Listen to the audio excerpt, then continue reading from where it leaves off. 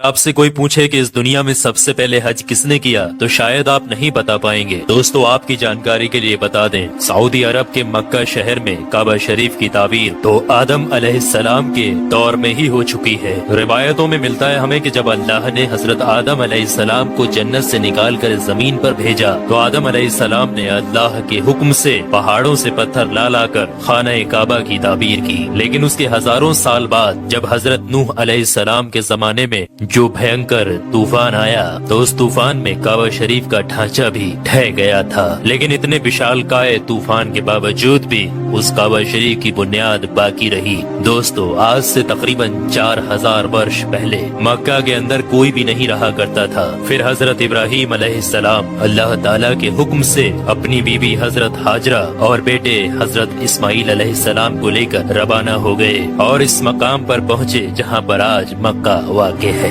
اس دور میں وہاں پر نہ کوئی عمارت تھی، نہ پانی، اور نہ ہی یہاں پر کوئی رہا کرتا تھا۔ درختوں کے نام پر صرف ببول وغیرہ کی جھاڑیاں ہوا کرتی تھی۔ حضرت ابراہیم علیہ السلام نے بیوی اور بچوں دونوں کو یہاں بیٹھا دیا، تھوڑا سا پانی اور کھجوروں کو بھی پاس میں رکھ دیا، اور پھر آپ علیہ السلام شام کی طرف چلے گئے۔ حضرت ابراہیم علیہ السلام دوسری بار جب مکہ شریف آئے تو قیام نہ کیا، لیکن جب تیسری بار تشریف لائے تو حضرت اسماعیل علیہ السلام سے فرمایا کہ بیٹا اللہ تعالیٰ نے مجھے ایک حکم دیا ہے۔ تو حضرت اسماعیل علیہ السلام نے کہا تو اطاعت کیجیے۔ تو حضرت ابراہیم علیہ السلام نے کہا کہ اللہ تعالیٰ نے مجھے حکم دیا ہے کہ یہاں پر ایک گھر بناؤ۔ گھر کی تعمیر شروع ہو گئی۔ حضرت اسماعیل علیہ السلام پتھر لاتے جاتے اور حضرت ابراہیم علیہ السلام بناتے جاتے تھے۔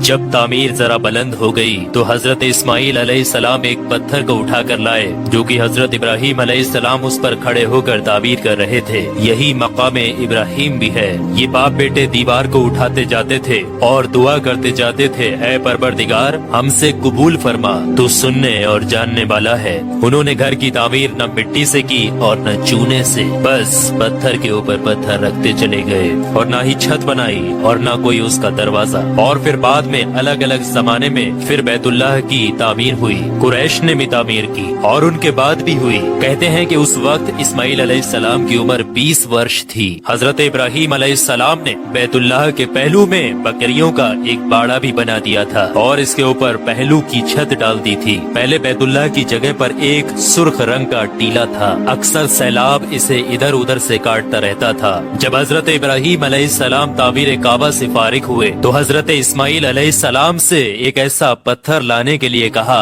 جو طواف کی شروعات کے لیے نشانی کے طور پر استعمال کیا جانا تھا۔ یہ پتھر حضرت جبرائیل علیہ السلام ابو قبیس کی پہاڑیوں سے لے کر آئے۔ حضرت ابراہیم علیہ السلام نے اسے اس مقام پر رکھ دیا جہاں پر وہ اب تک قائم ہے۔ روایتوں میں آتا ہے کہ یہ پتھر بہت روشن تھا۔ حضرت جبرائیل علیہ السلام نے انہیں تمام مقامات بھی دکھائے۔ اور دوستو جب حضرت ابراہیم علیہ السلام کو اللہ کی طرف سے لوگوں کو حج کرنے کی دعوت دینے کا حکم ہوا تو حضرت ابراہیم علیہ السلام نے اللہ سے یہ سوال کیا کہ اے میرے خدا یہاں پر کون لوگ ہیں جو کہ میری آواز کو سنیں گے؟ اللہ تعالیٰ نے فرمایا کہ اے ابراہیم آواز دینا تمہارا کام ہے اور لوگوں تک اس آواز کو پہنچانا میرا کام ہے۔ دوستو اس کے بعد حضرت ابراہیم علیہ السلام ابو قبیس کی ایک بڑی سی پہاڑی کے اوپر چڑھ کر ایک بڑے سے پتھر کے اوپر کھڑے ہوئے اور لوگوں میں حج کرنے کا اعلان کیا کہ اے لوگوں اللہ تعالیٰ نے ایک گھر بنایا ہے اور تم پر حج فرض کیا ہے، لہٰذا تم اپنے پروردگار کی آواز پر لبیک کہو۔ تو اللہ تعالیٰ نے